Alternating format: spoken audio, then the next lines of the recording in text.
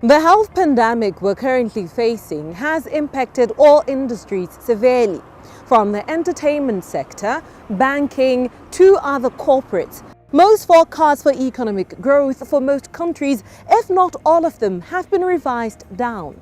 There are questions of job security, the survival of most businesses and corporates, including organizations, and what it would take to get out of that rut.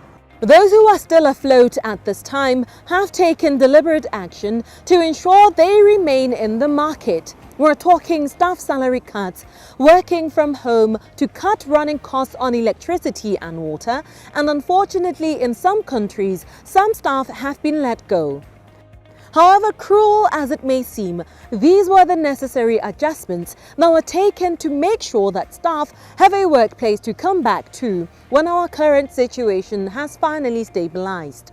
It is not every business that has leadership that would know where to start if presented with the unique situations such as the current pandemic through which we live.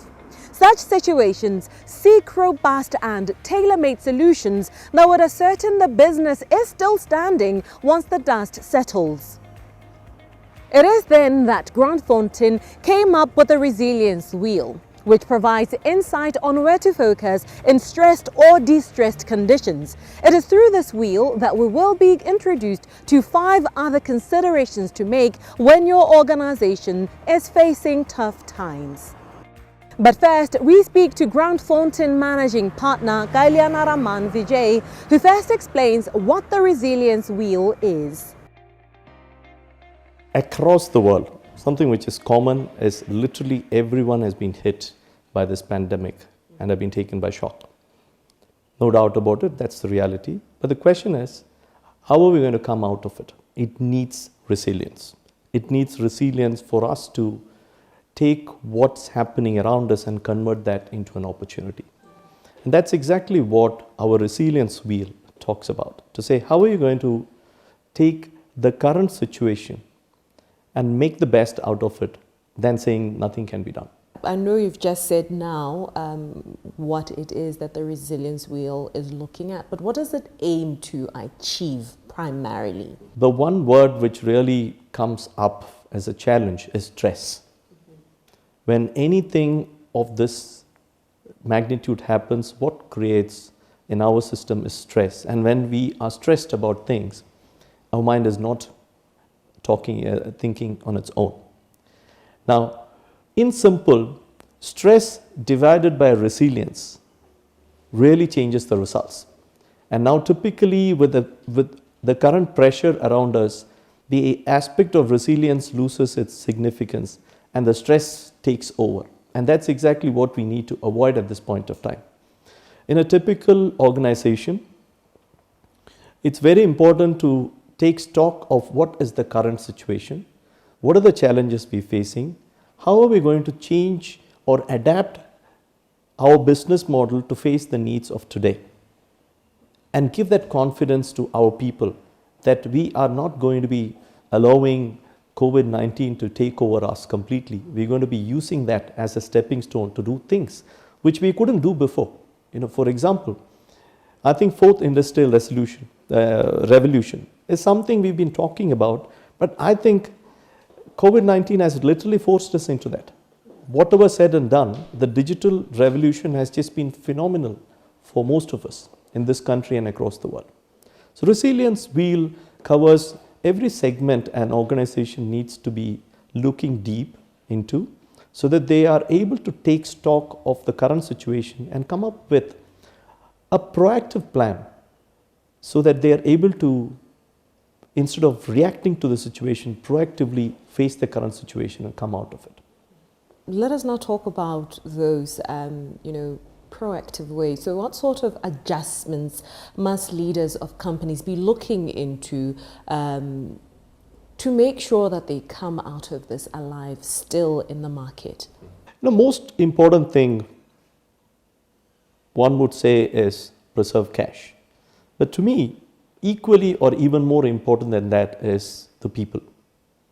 So now, how are we going to give our people comfort and ask and make sure that they understand the reality and do not really worry about beyond what they can, beyond the practical realities.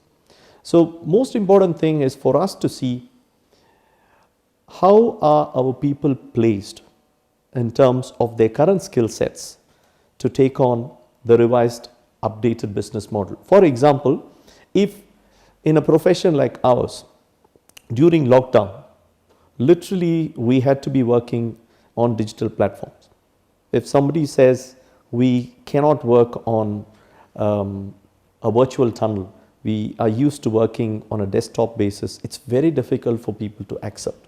So these kind of situation, it's important for us to give our people adequate training and confidence so that they're able to transition into the new mode than remaining in the old ways of working. So the most important thing is to give our people a sense of security and not a false security. If there is a genuine problem with the company, it's important to engage with the people and explain to them that there is a challenge, but we're together going to be fighting this and coming up with an answer. That transparency, I'm sure, would give much more comfort to the people, and both sides, when they start working, things would be much different. On the other side, it's very important to preserve cash. Everything we do, it's important to see how are you going to be enhancing your working capital base so that you're able to have a cushion where required to fight the current challenges. You were just talking about those solutions. Are they sure proof that a company would survive? Or is there any other sure proof way that a company could survive a crisis, take COVID-19 or any other crisis anyway? You see, the COVID-19 in particular has been, we've seen the 2008 crisis, and since then there's been ups and downs, and our economy, Botswana's economy, has had a challenge in the last few years in terms of growth. Our growth has been about 3%, which is on an average the last 3 years, which is not even crossing our inflation. Yeah. So effectively in terms of real rates, there's not been much growth. But having said that, this whole COVID-19 has indeed affected some industries very badly, as against a few others have been affected medium or slightly lower than medium. And there is no one size fits all for everyone. I think it's very important for each of the businesses to look at practically how they have been running the business. And in the current scenario where digital way is the way of going, how are they going to adapt their business model in such a way that they are able to convert the current pandemic into an opportunity which will sustain them beyond the immediate few months. So that's the crux of that. So if you look at tourism industry, I think it's been very badly hit because it's very likely over the next few months that there's not going to be international air traffic. But then it's up to them to see how are they going to make use of that scenario and make it into a new opportunity for them. For example, I just saw one of the companies based out of in Delta putting a special for all of us to use. And till now, it's been something that a common man can't afford. It's extremely expensive. They've made it look very affordable so that we get the experience. So it's a matter of how the business looks within to revise their business model to face the current situation. Maybe this is something which has come as a force, but then it's something which ought to have done. If not yesterday, today we have to do that.